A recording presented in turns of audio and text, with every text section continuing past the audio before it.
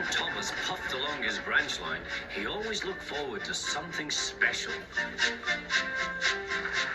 The sight of the river. As he rumbled over the bridge, he would see people fishing. Thomas often wanted to stay and watch, but his driver said no. What would Sir Topham Hatt say if we were late? Every time he met another engine, he would say, "I want to fish." But they all had the same answer. Engines don't go fishing. Silly stick in the muds, thought Thomas. One day he stopped as usual to take in water at the station by the river. "Out of order." "Bother," said Thomas. "I'm thirsty." "Never mind," said his driver. "We'll get some water from the river."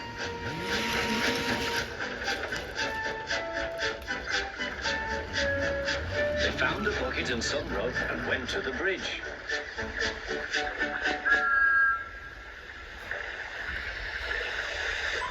Then the driver let the bucket down to the water.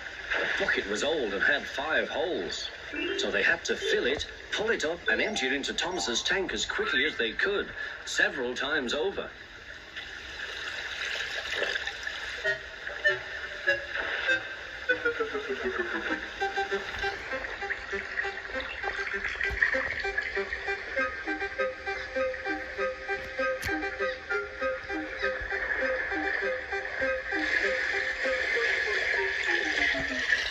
They finished at last.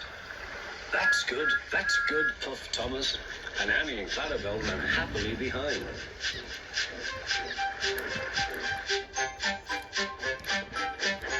Suddenly, Thomas began to feel a pain in his boiler.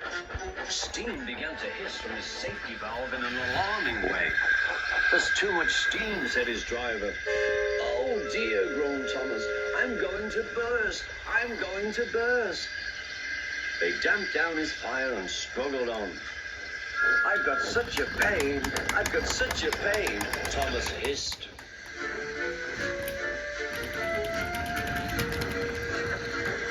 They stopped just outside the last station, uncoupled Annie and Clarabel, and ran Thomas, who was still hissing fit to burst, on a siding right out of the way.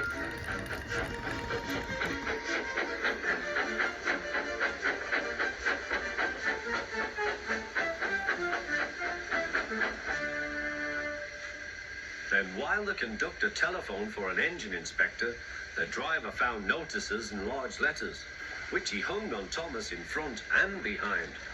"Danger, keep away." Soon the inspector and Sir Topham Hatt arrived.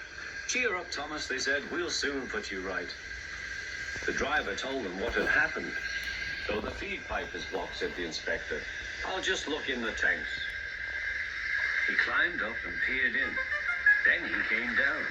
"Excuse me, sir. Please look in the tank and tell me what you see." "Certainly, Inspector," replied Sir Topham Hatt. He clambered up, looked in, and nearly fell off in surprise. "Inspector," he whispered, "can you see fish?" "Gracious goodness me, how did the fish get there, driver?" "We must have fished them from the river with our bucket," replied Thomas's driver. "Well, Thomas, so you and your driver have been fishing, but fish don't suit you. We must get them out." They all took turns at fishing in Thomas's tank, while Sir Topham Hatt looked on and told them how to do it. When they had caught all the fish, they had a lovely picnic supper of fish and chips. That was good," said Sir Topham Hatt. "But fish don't suit you, Thomas, so you mustn't do it again." "No, sir, I won't," said Thomas sadly.